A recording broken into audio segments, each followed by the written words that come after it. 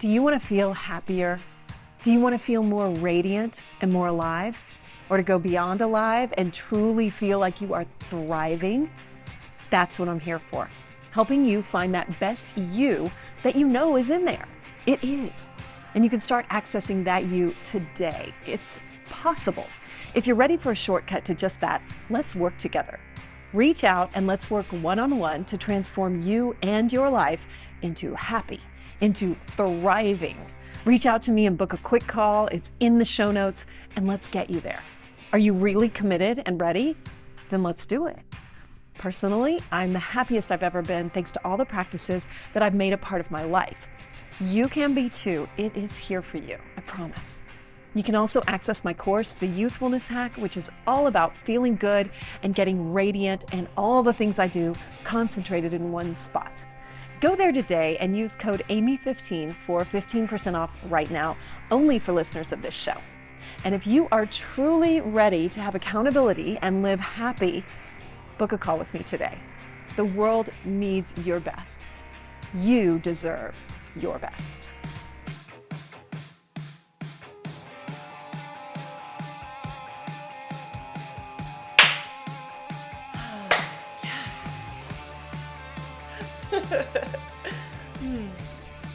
Have you taken improv classes? I have actually. You have? Uh-huh. I was going to say, you're really good at like going with the moment, so I can tell. Okay, let's see if I can remember how to do this. It's been a couple weeks now. I'm in a new place. This is the pressure. Hello, and welcome to the Amy Edwards Show. I'm your host, Amy Edwards, and I'm in a new spot. It is the prototype of the spot. So I am really excited because you're going to get to see it develop over the coming weeks and turn into my new studio. And because I have moved, so I've been just a little all over the place, but I'm so excited to be back here recording my happy place with an awesome guest again, of course. And how are you? I hope you're doing great. So grateful that you're here, and I'm grateful to be here and ready to get started. So trying to think if there's any business, the huge newsletter, stuff like that. So thank you for being here. So let's get started, and welcome today's guest, Jordan Bowditch. Jordan, welcome. Jordan is a men's intimacy and confidence coach, and you inspire higher truths through humor and radical authenticity, leading men and women through playfully transformative experiences. How was that?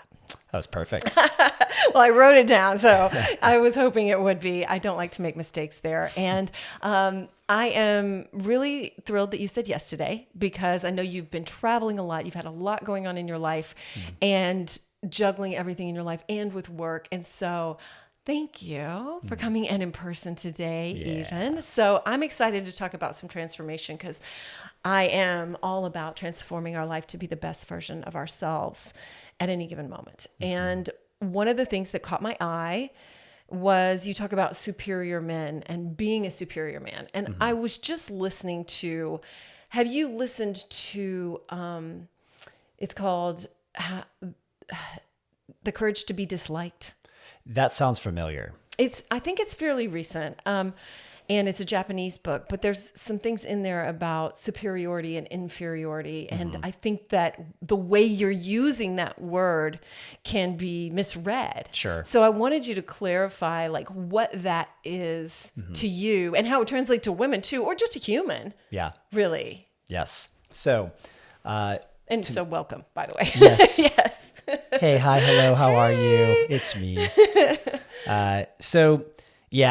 That it's funny that you superior, inferior, that word, the connotation, all of it is definitely like, ooh, there's something there that feels a little dualistic in a way that maybe is condescending, and it also even makes me think of dominance and submission. Maybe we'll get into some BDSM and kinky stuff later. Yeah. Where there's just in a certain context, it can have a different connotation and meaning and feeling around it. So superior man, I didn't come up with this concept. It's most well known and spoken to and about from David Data and Way of the Superior Man. Oh. And so that's where I'm pulling that from. That's like the Bible of sorts that I recommend men read. And there's plenty of others, but it's just one that I think is such an important foundation for men when they're oftentimes early-ish on the path of their personal legend, being the best man that they can be. And so to me, a superior man is somebody who recognizes that they want to be an amazing man. They want to, oftentimes as a part of that, I think the righteous path has one partner, has a wife eventually. That might be a little controversial to say to some people. That's just my conviction and belief. And being a father. I also think that's a part of like a deeply spiritual path. It can be one of the core components of it. And so the word superior is just, I'm looking to something that is so much bigger and beyond me, and that is deeply important. And so superior kind of like has that sincerity behind it for me. It packs that kind of punch. Superior has that sincerity behind it, but it's not about being better than someone else, right? Yeah, it's not comparing, I wouldn't say. Would it be comparing in any way, like comparing to a past version of yourself, or comparing? That's a great way to look at it. Yeah. Like, do you do that? I would say for sure. It's a perpetual comparison. I'm on the fence because I also want to give that past version of myself so much compassion. You know, like I was doing the best I could at that moment. I mean, and sometimes like, was I? And then I want to beat myself up, and then I want to be better. I think I like when I talk about being the best version of ourselves, sometimes I get a little, I don't know if it's the older I get or what, but I get a little bit like, I don't want to condemn the past me in any way.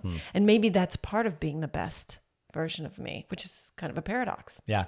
I'm picking up what you're putting down for sure. Yeah. I'd say I'm pretty good nowadays about not condemning a previous version of myself. Yeah. And I've gotten a bit of a crash course in the past few years in that regard, I would say, as I've become a husband and on the path to becoming a father. And in the age of like COVID and the craziness of the world, I had a cancel culture experience that was very much an ego death and scary. And I felt like I was a pretend adult in some ways. And that, why? Because, what does that mean? And what happened? So when you said the courage to be disliked, the courage to be disliked. That hit home for me. Because a previous version of myself, and even still today, to be fair. Okay. If they were all rattling around in there, probably. Yeah, absolutely. I don't know. Maybe not. Maybe we let them go. I don't know. I don't know the answer.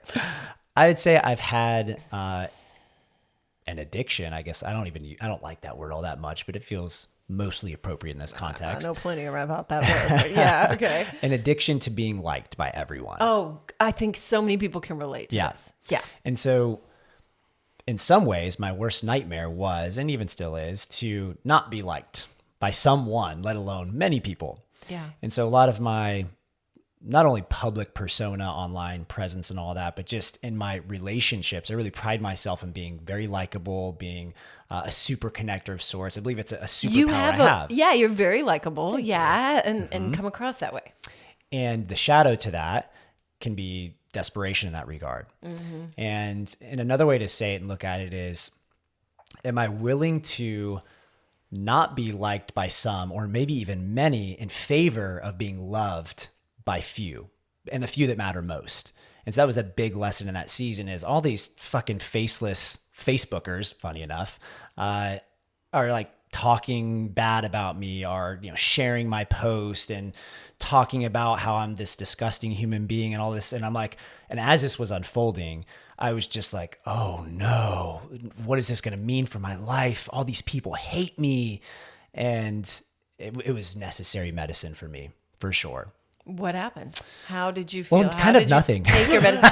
Isn't that the thing though? Like, yes. Really, like, is your life any different than it was yesterday? And the short answer is no. It's really not. But it's all the mind. It's all like here. That's kind of what the book is about too. It's a lot of. It reminds me of Byron Katie's work, where it's our thoughts about whatever it is that are really impacting us the most. Yep. And like you're assuming too that people don't like you a lot of times, or I am. And we don't know, like, and why am I spinning my wheels about that? Yep.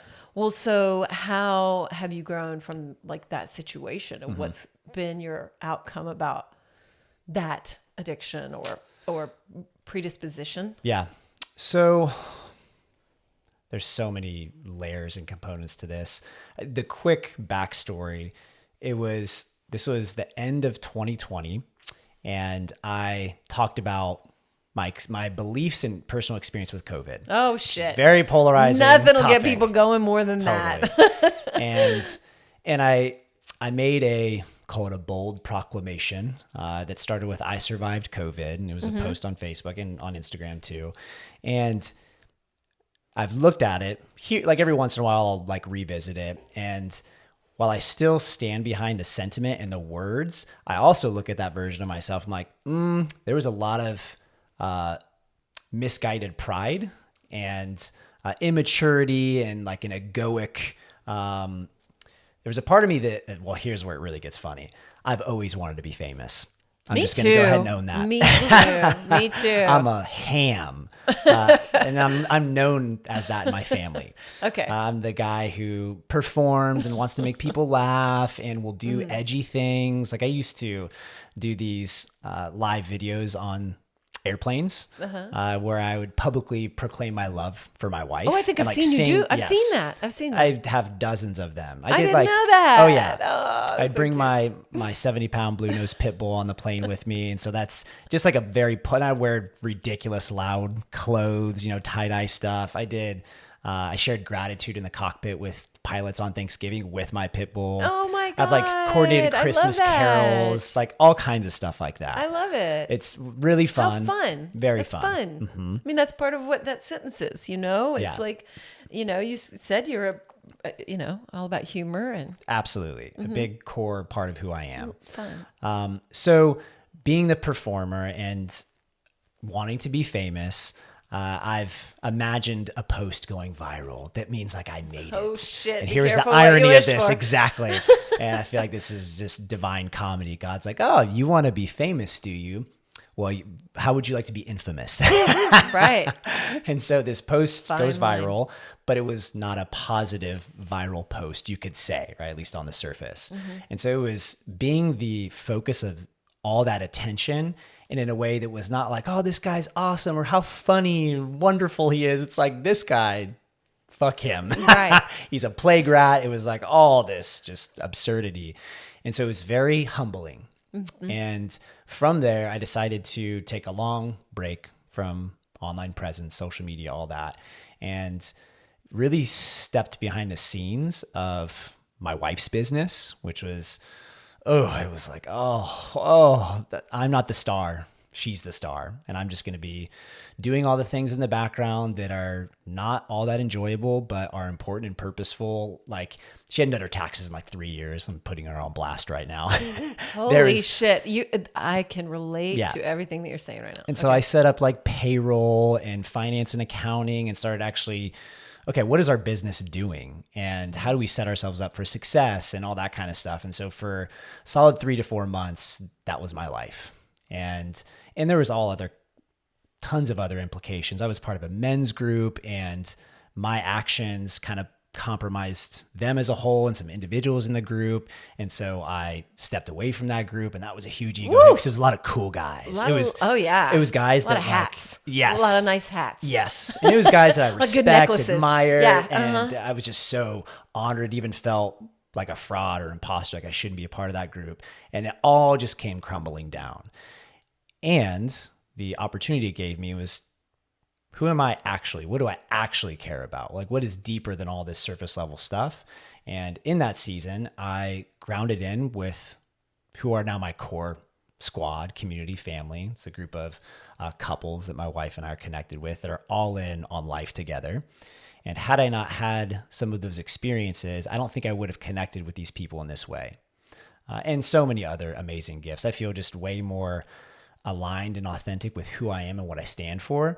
I have so much less fear about owning what I believe. Every once in a while, though, I'll do a post or something. I'm like, ooh, it pokes at that wound. It's like, am I ready for whatever might come my way in response to this? And so all I have to say, good medicine. Really good. And so how long did it take as all that stuff fell away? Like, and then you've come back together in this new way, Are you surprised by any of it? Because those are all major ego hits. And the reason it relates to me is I've had those happen this year. The podcast network closed last year. Yep. The Statesman shut down their audio department. A lot of those were my identity in many ways. And then I had to figure out some ways to make money, and I had to, shelve some things that I thought were my dreams and mine. And when, being the star, it's Justin. And so I had to do things to support, chose to do things to support him. And it was just not, that's not like where my heart is. Like, I want to be here behind a mic and, like, hi. But actually I want to be in service to others, but this is my medium, my voice. And so I can just really relate when you sort of go, all right, that is full surrender. Is that what you felt? Oh, yeah. I mean, because there's really, I don't know that there's any other word for it. When you take those ego hits and stuff, you just finally go like, okay, what am I supposed to learn? I surrender. Yep. Yeah, that was more or less it in a nutshell. Do you tell a lot of men that in your coaching? Absolutely. Yeah, I think it's super important to have regular, it feels a little cliche to say ego deaths, but maybe more on brand for me would be to say chickadee check yourself before you riggedy wreck yourself. Seriously. It's like, but check in. It's also like, I feel like sometimes it's, I wanted to be a good coach. And then life is like, well, you better learn all this shit in order to help somebody. And sometimes that's actually really great, because then it can give you some perspective like, you know what? There is a purpose to everything that I'm going through right now. And I am going to be able to serve someone else Absolutely. that's going through something hard. Yeah. I feel like I'm a way more effective coach, I guess 3-ish years later now than I was then. Oh, like I have no stuff, doubt. But I have no doubt. And how old are you? I'm 35. Oh, yeah. Mid-30s is a good, spot for growth and all that. So, yeah. And I feel like you really come into who you are. Totally at least from what I've seen of other people in my own experience, Yeah, I think that's spot on. I think for guys in particular, there's something that around 30 where I think a man is much more prepared. It's like a sweet spot for finding his forever person, his wife. That was my experience. That's when I met Lex.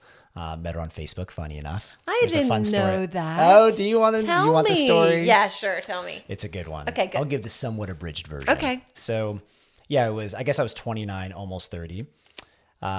Was creeping her from afar on Facebook. I mean, I can't blame you. Hot, tatted up chick talking about sex. Okay, add friend. Sign me up. Let's see what's going on here. And, for like 6 months, I would like a post here, a little comment, a little something. And then it all kind of came to a head where I was being very public with a breakup that I was going through, and she was doing the same. And we were watching each other as this was happening. And I tuned into a Facebook Live that she was doing, which is like not something I typically do, would like watch someone. I expect people to watch my shit, but I don't watch a lot of other people's stuff. And she's so eloquent, cool, calm, collected as she's expressing this heartbreak, and tears are streaming down her face. And I'm like, oh my goddess, this woman, whoo.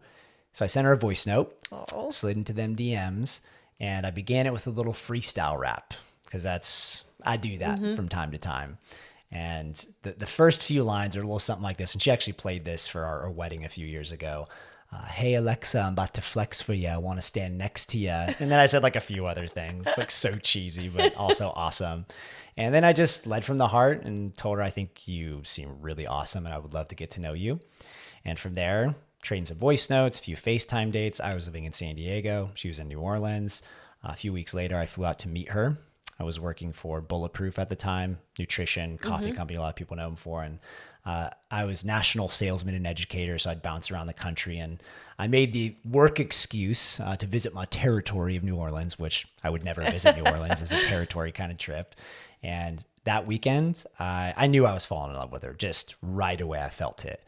And so I told her that weekend. And the way I told her is really cute too. So as I was leaving and we just had this beautiful weekend, I started fumbling over something I wanted to share, and it sounded a little something like this. So there's one last thing I have to share with you. And before I say it, I want you to know that I have no expectation of reciprocity. I don't want you to feel like you have to say anything. I just receive, because I'd be remiss if I left without saying this big thing. And as I'm just like saying all this preamble, she cuts me off and says, I love you too. Oh my gosh. And then we made love in the parking lot. No, we didn't. That's part of the joke that I do. She loves it when I share that. And then from there it was like, okay, we're doing this. We're all in together. And the rest is history, as they say. Well, that is the abridged version, I can Yep. tell, but that is beautiful. And, I guess, when you met her, you probably saw the star that she is, Oh, yeah. this rising, appealing person. And so I was thinking too, while you were talking, in the last 5-6 years, I guess it's been, she's really built up a lot in her business and all that. And then you had this pause in your life. Yep. Well, it wasn't really a pause, but it was a moment when you were helping her. Yep. And so how did you relate that with like the idea of superior man and being in that supporting role? Yeah. If someone's, I guess I'm just asking if someone was in that role, what would you tell them? How did you come to grips with that? Yeah. The first thing that comes to mind is looking at life like seasons. Agreed. It feels very easy and in flow when I do that. Cause it's like, Yeah. oh yeah, we just entered fall right now. Summer just ended. Things are falling away. We can make the meaning out of it and have fun with it. But everything's temporary. And so it was very clear that there was a seasonal shift that wanted to happen, and I could resist, I could be angry about it, or I could just surrender to it. Every time I think of the Surrender Experiment, the book by Mickey Singer, it's incredible. It's Love it. applicable to like my everyday life. I think about it and feel it. And this was one of those. It was like, all right, I just get to surrender to this. Yeah. And again, I knew it would be temporary, and I really had faith that on the other side of it is a me that I'll be even more proud of, that I'll be more confident and grounded in. And that was like a couple months after Lex and I got engaged. So it also felt like it was part of the initiation of, all right, I'm going to be a husband, and that's not a casual endeavor. I'm doing this for life, and we're going to have kids, and I need to be willing to put my pride aside and do what needs to be done. Not necessarily what is my preference, but like what is best for the greater good of all. And it was just, again, very clear that was what was best in that season. And then I had an opportunity after that season. It was literally like a season of winter, funny enough, that this all happened. It was on New Year's Eve that my post started going viral. I'm with my closest friends as I'm seeing this unfold. And it was like, okay, Happy New Year. It's going to be a doozy. And then in the spring, I was, I guess you could say, nominated by my close group of friends that I referenced to lead us in creating a festival retreat called Mostly Woke. And I felt like that was my next season where I got to step into being festival daddy and produce this amazing experience that helped instill a new level of confidence of who I am, my gifts as an MC and edutainer, and in a way that was even more authentic, grounded, mature, trustworthy, all of that. And so I've been through enough of those rites of passage initiation experiences where I know on the other side of it, something really good and juicy is there for me. Are you ready to up-level your pleasure practice? I have in mind, and the main things that have helped me are the tools that I've found from Wands. Wands creates luxurious products that encourage us all to honor our body, celebrate our sexuality, and live in pleasure, with more pleasure all the time. One of my favorites, if you listen to this show, then you probably already know, is the Cervix Wand. Wands has trademarked their #1 best-selling glass pleasure wand. It's for vaginal and anal de-armoring, and it's designed for cervical and G-spot stimulation. And let me tell you, it's incredible. It's helped thousands of women become more connected to their bodies and their pleasure, and supports them to heal pelvic pain through self-yoni massage, and helps awaken more pleasure. Just recently, I've ordered the Venus Wand, another trademarked wand from Wands, and it's designed to activate and awaken the G-spot and more. Also, don't miss one of their new offerings, which are free bleed blankets that can be used as waterproof intimacy blankets. They have a beautiful selection now available. But take a look around at wands.com, that's WAANDS, because they have a huge selection of incredible items like yoni eggs, crystal pleasure wands in amethyst, black obsidian, anything that your heart desires, and so much more. Check them out at wands.com, that's WAANDS.com,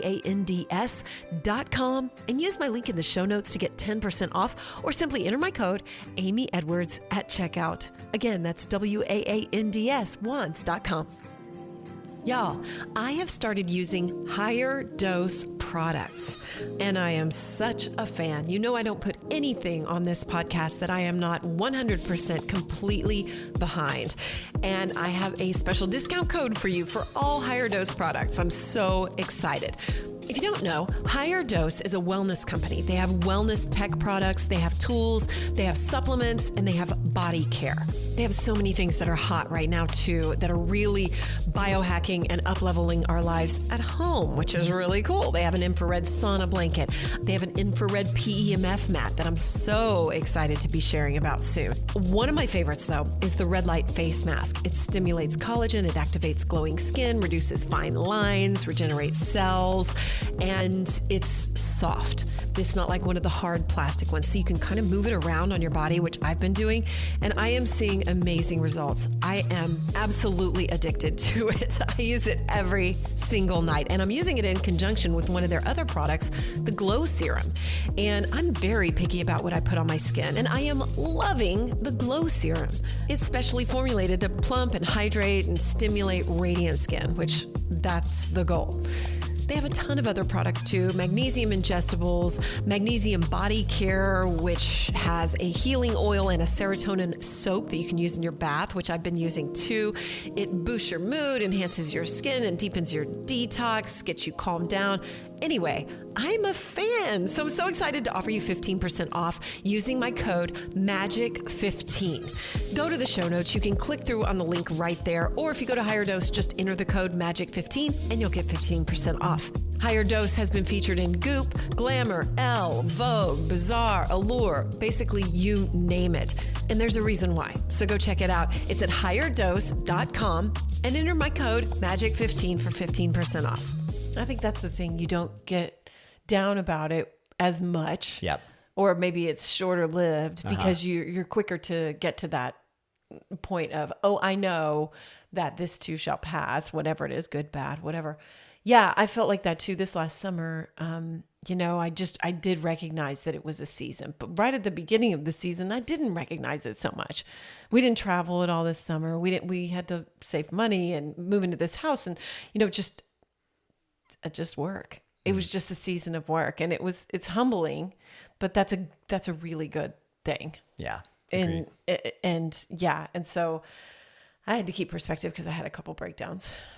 Did you?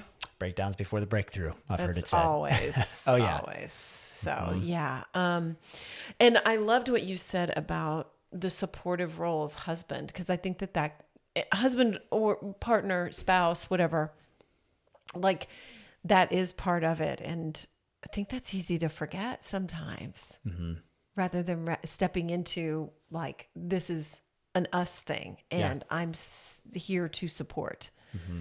Yeah. And I felt also, I knew that we wanted to have a family, and we had plenty of conversations around her becoming a mom and what that would look like, and her wanting to be able to fully step into motherhood without the pressure, necessity of having to be boss babe as well. And so that played into the seasonality. It's like, okay, let's let you fully be the star because you're awesome. It's so clear that this is your time to shine, and I want to enhance that to the best degree that I can. And at some point that will shift, and I'll get my time in the limelight, so to speak, and you'll get to be fully mom. And if you want to step back in, or however that looks, great, we can support that. But this is what wants to happen now. Yeah. Or maybe you won't. I mean, like, that's one thing that I've done. I've been like, or maybe it won't, or maybe whatever's supposed to happen is just to happen. Whatever's supposed to happen is happening. And I'm like, the more I can just surrender to that, the more I can just breathe easy and be happy. And that's what's been like really coming up for me. And I think part of it too is like my age, because I am older. And so I've just sort of gone like, maybe I'm not. Maybe I'm not going to, take over the world like I thought I was going to. But maybe I am. I don't know. But I like just that letting go has been really instrumental for me. I had a really good question for you. Let me think. We were talking about being partners. Oh, I wanted to ask about like how your goals shifted, and then maybe what you tell your clients too, because I get the sense that as all that went on, perhaps you had a lot of goals. Because when you're in those kind of groups, you know, the men's groups and whatever, it seems like there's always a big focus on like, what are your goals, you know? And I've made like so many goal lists, I can't even count. There's probably one in this room somewhere. And, but like, I just have noticed that my goals shift, and I suspect yours did too. And so what did those look like, and what do they look like now? And then what do you tell your clients around that? Yeah. Oh, let's see. Does that make sense? That question? It does. Okay, good, For good, sure good, does. good. I'm trying to determine where I want to start or what I want to focus on. I would say, and this is a little bit of reiterating what I said before, but I'll unpack it a little bit more. I think the goal, I wouldn't say that I've always been a super goal-oriented person. I have optimized for fun in my life, mostly. And meaningful fun, certainly more in my more recent adult years. I'm surprised to hear that, like working for Bulletproof and stuff like that. That totally surprises me. So with Bulletproof, I was there in the early startup days, and I was in my mid 20s, and so it was really fun. It was exciting. I was bouncing around. I was repping this new cool popular brand. I was going to a lot of events. I was like Dave's right-hand man, Bulletproof Bro, going to masterminds that he was a part of and meeting the Tim Ferrisses of the world and all that kind of stuff. So it was fun in that way. And because I was, you could say, a face of the brand, I was getting to live in like my skills and my gifts of being, an educator, an edutainer, that kind of stuff. So it really was fun. Then from there, I would say how my goals changed. Wanting to be famous was less appealing. This goal of like going viral and all that. I had been, I bet. Yeah, I had been working on a comedy brand. My best bud is JP Sears. I imagine most people know who that Yes. is. And so I've been very inspired by his career. And so Buddy and myself had a budding brand called Kinda Conscious. And we were just starting to get some good momentum for a few months when all this happened. And frankly, it like scared him off. And so he was just not down. That's a shame. It was a shame. And I mean, if you can remember 3 years ago, it's hard to sometimes, but just, it was intense back then. It was. It's And really I think intense. that sort of thing had more weight back then. It Nowadays, totally it's sort of like, oh yeah, we've seen this before. Yeah. It'll be over in a week. Exactly. And him and I have actually reconvened in this season, Oh. which is really cool. Yeah. I was just at his house before this doing some comedy stuff. So, and I feel like I'm no longer optimizing for fun as my North Star. I'm optimizing for family, for making money. Whereas before it was like money just helps me have more fun. I don't really prioritize it in the sense of trying to make more and save or spend it wisely or invest any of that stuff. And I did not have those influences at all growing up either. And so nowadays it's more like, okay, I respect money and I want to be a magnet for money and I want to create value and put things out there that are worthy of a lot of money. And back then I couldn't have said that. I could receive to the degree that I felt like I was really putting out value. Whereas I feel exponentially more valuable nowadays because I feel just way more aligned, grounded, the things I said before. And so now one of the things I'm optimizing for also is being a dad and having Lex be able to be a full-time mom, stay at home, and me taking on the lion's share of being the protector and provider, which, yeah, I think theoretically I might have said I want to do that, but it was not something that was embodied. It was not in my body yet. Yeah. And that initiation helped reorient. That's a big shift for her. Yeah. Wow. And she's stepping into it. That's really. Yeah. Oh yeah. And it's beautiful and confronting because it's scary for me because she's been reliable. She's been consistent. She has built this brand, this business, this ability to serve clients, bring in money. And I've very much stepped into that as well. And I would say even more so in some ways in the past couple of years than her. But still, there's just a safety net with her that when she fully moves out of that, which is happening kind of quickly, Yeah. I recognize the growth opportunity, but even still, it's like, ooh, that's big responsibility. But again, it feels right. Call me old fashioned, but it feels good. No, that's great. Yeah. Yeah. And you know what? There's so much time. Like There's so much. Yeah. So much time. She can come back to it 10 years down the road, Yeah. or morph it into something completely different. I mean, like I speak from experience. There's plenty of time. And so that sounds like to me that you probably thought you had confidence before. And now, you're as a confidence coach, now it's like, I understand this confidence in a whole new way, which I always find interesting, because then I wonder, like, well, shit, 5 years from now, what am I going to feel? Like, how's that going to grow? What's that going to feel? Am I going to look back at this version of me and go like, ha, she thought she knew, like, and so that's pretty interesting. And what do you teach men in order to grow that? Yeah. It's a great question. It's very relevant, because I just had my weekly call last night with my men's group called Unstoppable. And which is on your link tree, very easy to find. I'll have it in the show notes too. Cool. Yeah, it's my brando personal development, which is super sincere, but not overly serious. It's very playful. I know, right? Okay, good. Have you not gathered yet? And so every call we have at least one. I hate too much seriousness. I'd Sorry. say. It's like... And some people, that's just, the more kind of stoic 70-year-old sage energy is like their brand, and I guess, respect. but what a fucking snooze, man. I mean, it's not my style. I guess respect, but don't you want to loosen up and laugh and like take life less seriously? Because my gosh, things are more fun when you take it less seriously. Okay, I'm pretty good at bringing that part out of those people. I bet. Yeah. I tickle their bro bone. See, it's in there if they just like, and then they have a good time and loosen up, and it's like, okay, there we are. So anyway, your call last night. Yeah, last night. Okay. So it's every Tuesday night. I do at least one and sometimes two or a few notable rites of passage that we each do together. And so one example of what we just did last night is rejection therapy. And this was inspired by a TED Talk that was, probably from 5 or so years ago, that this guy did 100 days of what he called rejection therapy, where he was asking for what he wanted without doing his best, not being attached to getting it. Okay.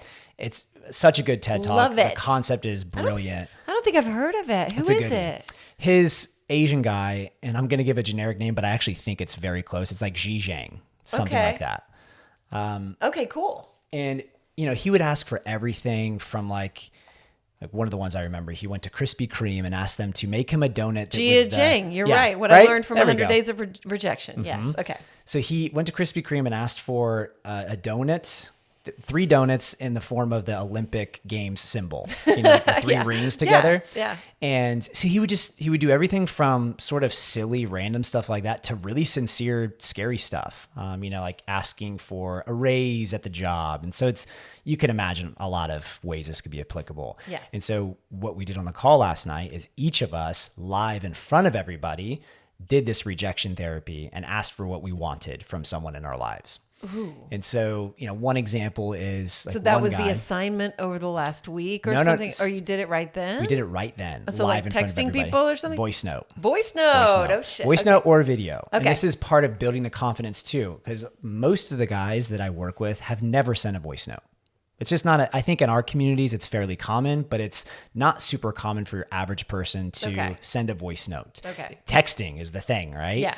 Even phone calls are a little, like when I get a phone call from somebody randomly, initially I'll be a little offended or like, this motherfucker called me right now. I know. You look at your phone. Give me the warning, my calendar or whatever. I know, but then you answer it and it's all great. But I'm like, it's a little old school in a sense. I get tired. Though. I'm like instantly tired. Yeah. And so the personal touch of a voice note and flexing that muscle and leveraging technology to still be in a nuanced emotional connection and more personal. More personal. Like you got tone in there. Text loses a lot of the translation big time.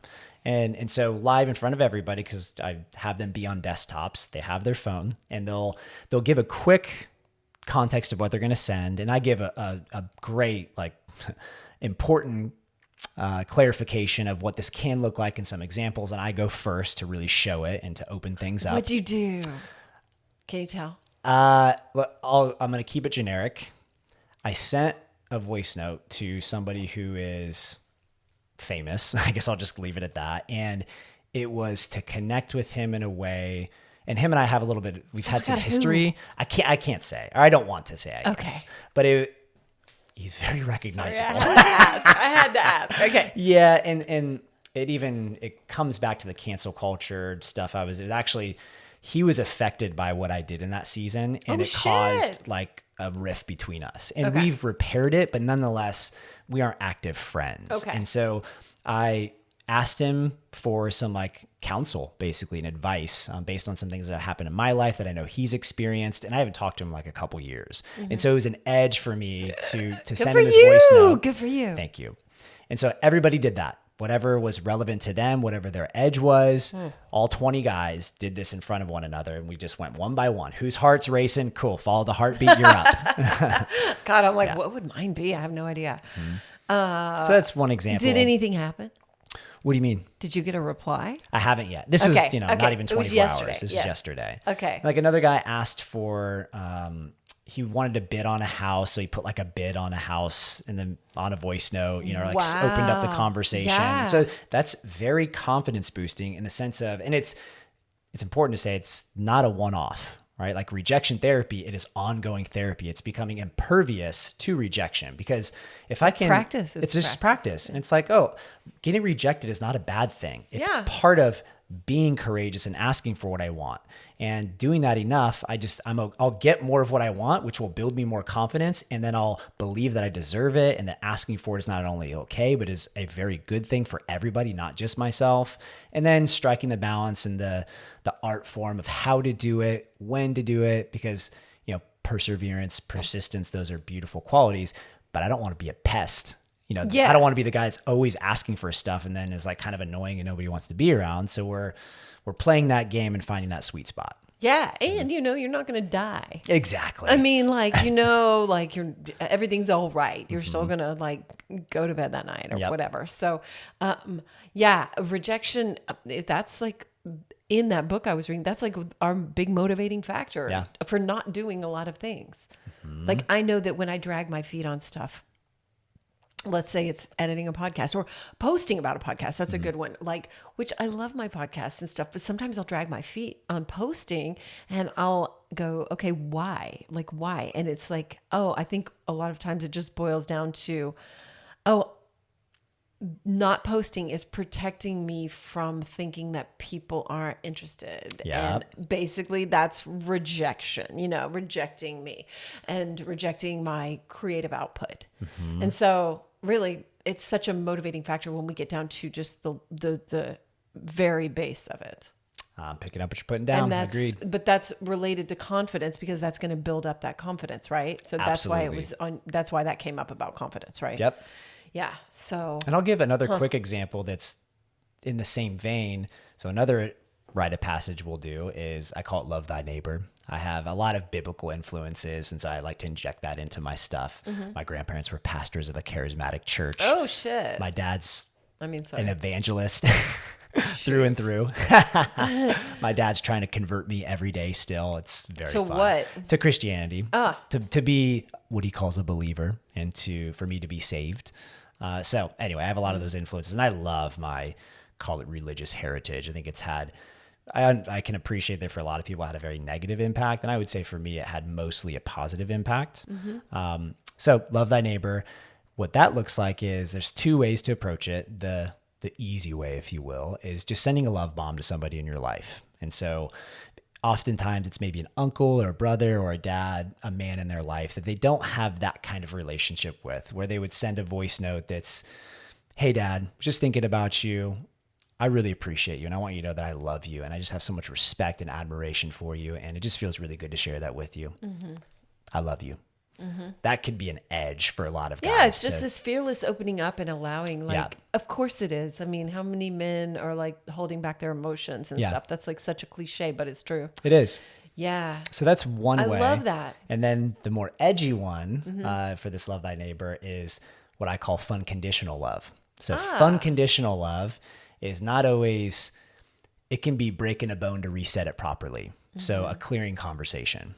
And so if there's somebody in their life, and inevitably, as I start to describe it, somebody pops into everybody's mind right away, because there's always somebody that's like, I didn't leave things quite right, or there's an open wound there, something that just needs to be addressed and cleared.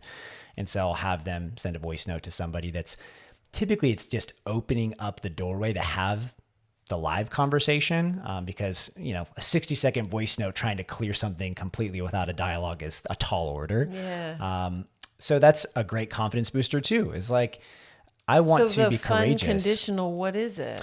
Well, so I say fun conditional love because unconditional love is not always a really pretty, beautiful, easy, I love you, Dad kind of thing. It might be a, hey, you did this thing, or I did this thing. It's taking ownership, and it's also, calling someone up, if you will. Yeah. And I think that we need, it would be best if we address this.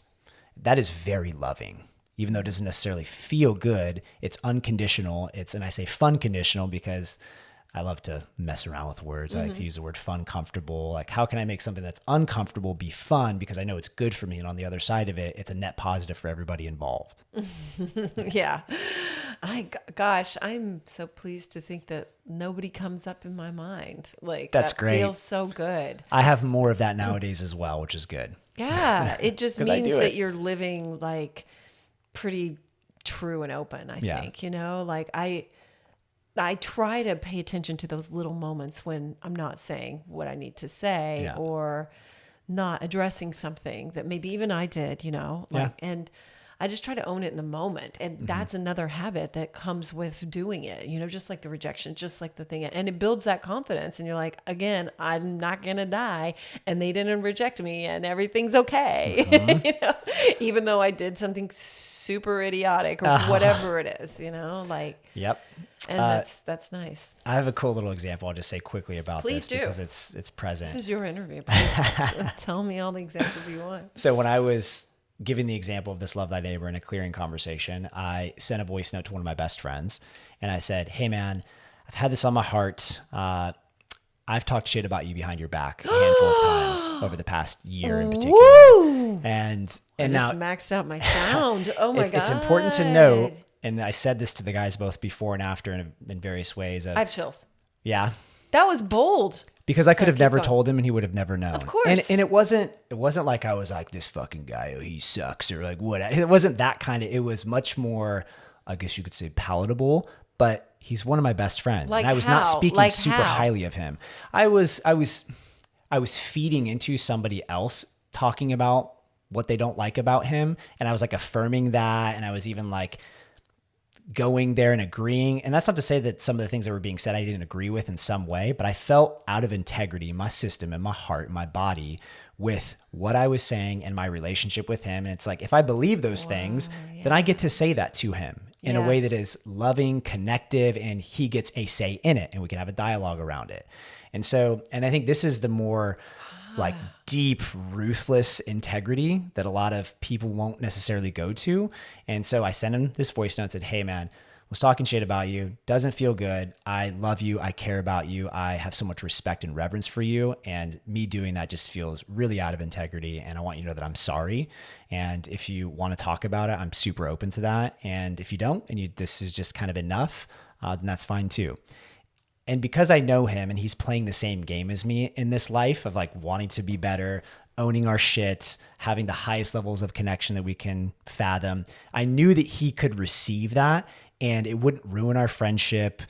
I knew that it might cause something, a fun, comfortable conversation, and it did. But on the other side of it, we're more connected and we got to laugh about it. And it was a really good, beautiful, positive thing. And he's in that growth mindset. Exactly. I mean, I think sometimes you knew that that's what you were dealing with. Yes. And so I think that probably there's a know your audience for that. Absolutely. Because I think that, some people just flat out might cut you off or something. Yeah, and so you can internally, I do believe that you can internally let that go. I think there's a thing that you can do where you can just say, sorry as a prayer. Sometimes the Hakapuna Uno. Yeah, Hawaiian it prayer. is. I'm sure I butchered that. It's I'm sorry. Please forgive me. Thank you. I love you. Oh, Pono, something. Yeah, something like that. It's so good. I love that. My brain's been full since moving. So yes, Ho'oponopono. Fuck. You almost had it. Yeah, I did almost have it. Yeah, it is. It's in there. And so if it's somebody that you didn't want to talk to, that maybe you've been speaking ill of and stuff, like, but that's a really good one. Mm-hmm. And one disclaimer I give for this one too, a really important one, is you are not sending anything to a previous partner. That's off limits. What do you mean? So a lot of times what comes up for men, this may or may not be the same for women, is how they wronged a previous partner, how they didn't show up, or just, what they did in a relationship that they don't feel good about. And so one of the really important aspects to this is we're not doing this from a self-serving place. And oftentimes, I would say even more often than not, my personal experience and what I've seen in others in this context is I'm going to reach out to a previous partner because I have, call it unfinished business, or I just feel regret, I feel remorse, and I want to express that. And what's underneath that is I want to be forgiven. I want to be released of this guilt or something like that. And that's not fair. She didn't ask for that.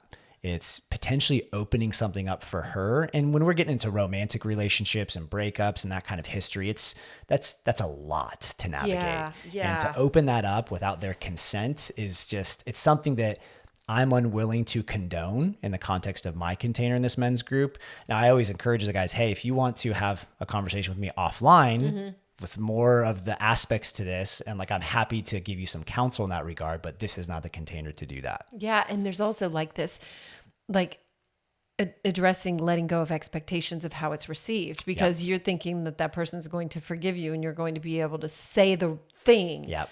And you know what? Maybe they aren't going to forgive you. Maybe they don't want to forgive you. Like I had someone call me and say sorry once, and he, from a past relationship. And I said, good, glad you said that, or whatever. But I think he wanted more of a conversation around it. And I was not, that's not at all what I was interested in. And it's kind of like what you're talking about. Like even with your friend, I think that there's a sort of, you have to recognize, like, am I doing this for me? Am I doing this for someone else? Because like, if you're just unburdening yourself in some way, that's not all what it's about. It's just what you're saying, right? Absolutely. Mutually beneficial. It's having the discernment of intention versus impact, which, that's a tough one to navigate. It really is. How do you figure that out always? I was hoping you could tell me. Well, maybe I can. It's a lifelong journey. Thought. I just, more reps, and it gets messy. More reps. And I take a moment, and I love the word discernment. I think it just packs a punch. I do too. There's just a stewardship implied there that I think is it's just a high calling. And so once upon a time, as I started this conscious path, if you will, I started to become really clear of my intentions. Is this the official conscious path? Yes. Okay. Yeah. So I started to become more aware of my intentions and was trying to be pure with them. But then I started to notice that, there's another level to this. What is going to be the impact potentially? Because I might have these great intentions, but if I'm not trying to do my best and not overthinking it, I don't want to get in the paralysis analysis, because that can just be, that's a tough one to stay in. But yeah, I want to discern what might be the impact. And so with a previous partner, the impact might be, it opens up a wound for them that they, again, didn't consent to. And it opens up a dialogue between us that actually leaves things maybe worse in some ways. Or maybe it's just really not even appropriate. The moment passed, if there was a moment. Right. I'm married, kids, there's just a lot of things to consider. And so that's where something like the Hawaiian prayer comes into play. It's like, what's probably best here is for me to just forgive myself, to send them loving energy from afar, write a note that I'll never send them. That's something that I have my guys do often, is write a letter that, whether it's to a previous partner or just anyone in their life, it's such a great practice to get your thoughts, my thoughts, feelings on paper without having the pressure or expectation that I'll actually send this. And no holds bars, just say whatever feels true and important. And then maybe I determine, that was it. That feels good. I can release it, do put it in the fire, burn it kind of ceremony. Or I might say, I feel like I do want to send this. I'm going to rework it and make it even more of what I want to communicate. And then I'm going to give it to them. Yeah. So there's options. Oh, that's so well said. So well said, because like, that's what I've had to do too. Just Yeah. be like, why don't I just take the steps to let this go myself? You know, I think if we really sit with it, you can discern, do I need to offer an apology for this? I think so too. Do I need to step up in some way and make it right? Or is this something that I really have to let go? And most likely in those love relationships, it's something that you have to let go. Yeah. Like it has been for me, because I left 2 marriages, and all the I'm sorry I had to do it in the world is not going to change the fact that my first husband really does not like me. Yeah. And, you know, and like, I just have had to let that go and just, and sit in like, I'm still a good person. Yeah. That's know? good. Yes. It's important. It really is. It's been a very interesting road in that regard. And, God, I had something else. Anyway, I just, that's been a big learning experience for me. Yeah. Yeah, I had a friend that that stepped up and apologized to me, and it surprised me out of the blue. And it was funny because I suppose if you're feeling like the injured party, it came at a time when I had really truly let it go. You know, so sometimes that's where it aligns too. So on I guess the flip of that coin, like for me, she and I had just had a falling out, and I was very hurt, and it was like a divorce. It was like a grieving, and it took me a lot of years to get over it. I was so sad. And then suddenly I just really did the work. You know what? I just did the work for myself to really let it go, to wish her well, to really truly mean it, to not bear any ill will about it. And it took me, I had to do the work. I had to get it out in some ways and things like that. But I did. And it was me striving to be the best version of me. And so I guess I'm just addressing the flip of this. And like, then that was when suddenly now we're good friends again. And, you know, just like that. you with your thing, with your post and all of those people that were involved or ancillarily involved, if that's a word. And, you know, when we do the work on ourselves, then suddenly things happen where it all gets better. Yeah. And resentment starts to fall away. That's a one. great point. Yes. Yeah. Resentment. Like So- I feel very little, if any, resentment toward the people that had all the things to say about my post, or like even people in my past that I felt wronged me in certain ways. Yeah. It's like, oh, human experience. We're humans. imperfect. That's okay. It's part of the experience and process. It sure is. And so that is, I mean, you said intimacy and confidence. And I think it's interesting that you chose those 2 particular things, because I guess I wouldn't think they're as related. You know what I mean? Confidence seems almost removed from intimacy sometimes, but actually the way you're phrasing it, it is crucial, because you are not worried about the rejection that you might feel by revealing something intimate about yourself. Well said. And I just came up with that. It's great. It made sense. Yeah. And in the content and intimacy, obviously that there's a lot to intimacy. What's implied there, and what the work that I mostly do in the realm of intimacy is romantic intimacy, is with a partner. And the more confident I become as a man, the more confident that guys I work with become as a man, the better they are for their partner, the more their partner trusts them, the more their partner is attracted to them, all those kinds of things. So they're very intertwined in many ways. And so that's the other component that I more explicitly focus on when I work with guys too, is certainly intimacy, romance, conscious kink, BDSM, polarity, all that kind of stuff. So if you're moving into this next phase of life as a father and all that, how does that look for you and Alexa? Yeah. You know, like, because that's been such a focus of your education, your educatorness. Yes. I like You're that teaching. one. I'll put that one in the bio too. We're in the middle of that inquiry. Ooh, yeah, I know, because my kids, man, like, they see the stuff that I put out, and I'm really open, but there's this line you want to walk. You want to be respectful to your kids. Yeah. Yeah. I mean, Yeah. like we encountered this 8th grade boy the other day at the 8th grade graduation a few months I like where back. this is going.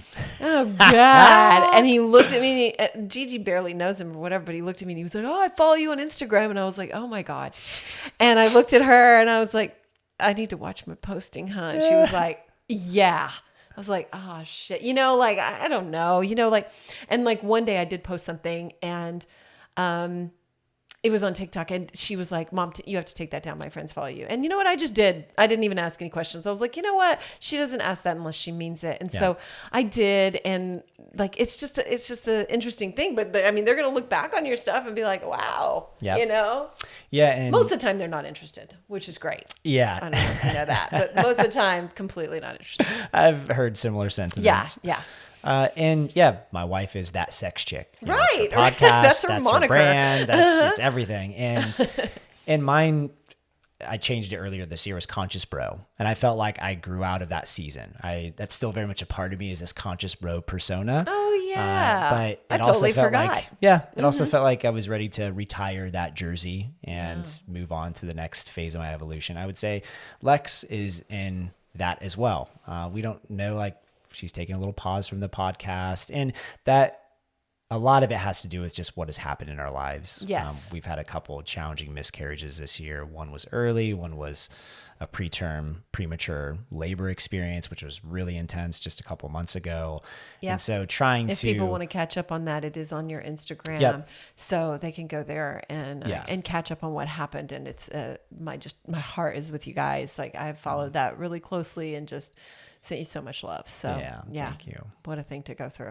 Yeah. And trying to continue the business of talking about sex and all that is just, it's felt weird, you know, for her. And that's not to say that it's completely out of alignment, but it's not in alignment with this season. But it's not in alignment. Yeah. I mean, it's not in alignment with this season. That's right.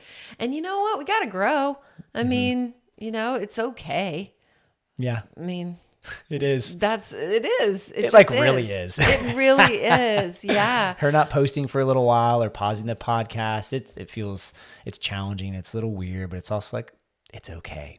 It's okay. I am who I am, and that is ever evolving and changing. And these parts of me are not all of me, and they'll continue to be a part of who I am and my story and what that evolves into.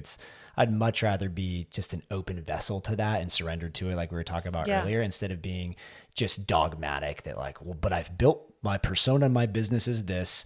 I definitely went through that with the Conscious Bro stuff. I was like, but I love being the Conscious Bro. I even get recognized sometimes. Oh, you're a Conscious Bro on Instagram. I am cool. It's like, yeah. And that was a previous version of me that I don't resonate with in that way anymore. Well, it's part of that thing that you were talking about at the very beginning too, which is doing the things that you want to be liked, you know? And so that's like, oh, well, I better stay with this or people aren't going to like me doing what's really in my heart and moving this new direction, which opens me up, you know, which I'm all about reinvention. I'm all about like, how can we grow? What can we do that's new, that pushes us? That's what keeps us youthful. That's what keeps us young. That's what keeps us vibrant. You know, it's pushing ourselves in those directions and accepting like, I'm going to change and that's okay. You know, like look at Madonna, like just, well, maybe not right now, but over the years, you know, she's been such a icon of that. And a harbinger, you know, for everybody. And that's what we want. You want to be able to reinvent yourself and grow and do something that speaks to your soul. Yeah. Come on. So if it doesn't speak to your soul, then grow on. Yep. Grow on. I like that. I do like that. I thought you might. I thought you might. All right. Well, we are at exactly an hour right now. And so is there anything that we didn't get to that you really wanted to talk about today, or maybe something that even came up while we were talking that you would like to address, or anything that you just want to say as we start to move toward wrapping up? Maybe I'll just quickly double click on the men's work stuff and the rites of passage and initiations. I was in a fraternity in college. Which one? At San Diego State, I was a Sigma Chi. I am a Sigma Chi. Sigma Chi. I was a Chi Omega at SMU. Yes. Me and Knew me a few Sydney, of them. we went to visit San Diego I think it was San Diego State. Yeah. Yeah. It was really pretty. It wasn't it was like pushed back a little bit from It's like 15 minutes from the beach. Yeah. It's like in a kind of a little bit of a weird part of San Diego, Yeah. but a beautiful campus. It was beautiful. We toured it. Yeah. I had so much fun. Greek life is huge there. I was a total frat star. Like I loved it. That's where I was exposed to these rites of passage, brotherhood. And certainly there's the shadow and there's the cliche stereotypes of fraternity in Greek life. And there's plenty of truth to that. But I really grew and thrived in that atmosphere. And it served me really well in the work that I do today, where it was challenging. And we did these really beautiful sacred rituals and rites of passage. And I found after that, there aren't a lot of them unless I seek them out and or create them. And so my encouragement to men is make it a part of your life's work and consistent practice to intentionally seek out those. I like to do, and some of this is also influenced by David Data, Way of the Superior Man, where it's like every quarter roughly, so every 3 months, every season, if you will. Yeah. I like to do a bit of a reset where I do something really hard with other men.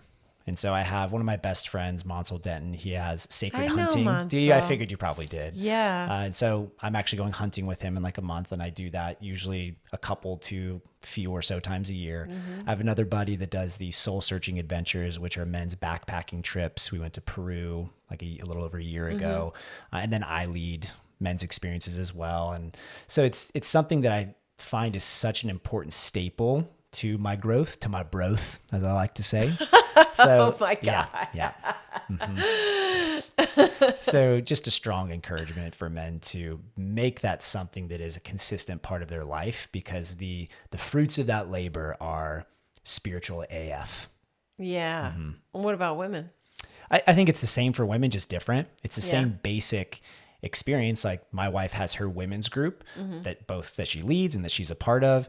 And every quarter, I think for men, it tends to be a bit more of like this, something that's a little bit more grimy, gritty, challenging. That's like being out in nature. It's really physically uncomfortable. It's physically taxing. And it's not to say that that can't be a part of it for women as well, but I think it just doesn't have to be in the same way that I think it has to be in a sense for men. I don't want to do the same things Totally. Justin does. No.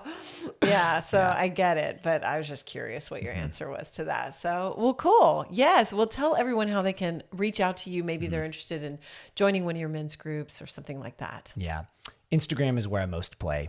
So Jordan Bowditch, Bowditch. Oh shit. I said Bowditch. bow. Everyone says Bowditch. It's bow? Don't worry. Amy, balls. people that are close friends still say it. And it's bow. I It's got Bow. it now. It's so much so that my dad, his name is He Bo. says it wrong? It's No. Bo Bowditch, but his actual name is not Bo. When he was like a teenager, everybody called him Bowditch. Oh Yes. my God. So his real name's Alan, but his like legal name that he changed it to when he's 78 years old is Bo Bowditch because of Bowditch. So don't feel too bad about it. Okay. Bad. Yes. Bowditch. So Got Jordan it. Bowditch, Bowditch. Jordan, last name Bowditch, Bowditch. Got it. And that's, you can find all the things there. The men's groups, the retreats, and other things I'm up to. Yes, and it'll also be in the show notes so people can reach out, whatever they want to do, all clickable stuff right there. So thank you so much. And please tell your beautiful wife hello from will. me and all the listeners. We have a great episode with her from a while back when I was at the podcast network, and it's fantastic. Still holds up every bit of it. So yeah, I encourage people to listen to that too, because I know you're mentioned in it. So thank you so much. Thank you for I having really me. enjoyed this. Me too. Yeah, thank you so much. And thank you for being here today. I'm so excited to develop this new studio and see what happens. I'm very excited. And just, I love you so much. Of course, all the things, if you haven't subscribed to the newsletter, please do. It keeps you up to date every single week with what's going on. Well, as long as I send it out. So usually. And of course, you can follow me at Real Amy Edwards on Instagram or The Magic Babe on TikTok. And I am expanding my YouTube now that I'm in this new space. So I'm super duper excited. It's an Amy Edwards show on YouTube. I'm going to be posting twice a week besides the podcast. So I'm super excited to grow that and keep doing Best You with Amy. So check me out there, and I love you so much. Reach out anytime. You can comment on Spotify or just DM me. I'm pretty responsive and available, or you can respond to my newsletter. I love you so much. Thank you so much for being here. And thank you to our guest, Jordan Bowditch. Come on. You hear that? And I love you till next time. This has been the Amy Edwards Show from Overcome Studios. Remember to rate, review, and subscribe. And thank you so much for being here. Sign up for our newsletter at amyedwards.com.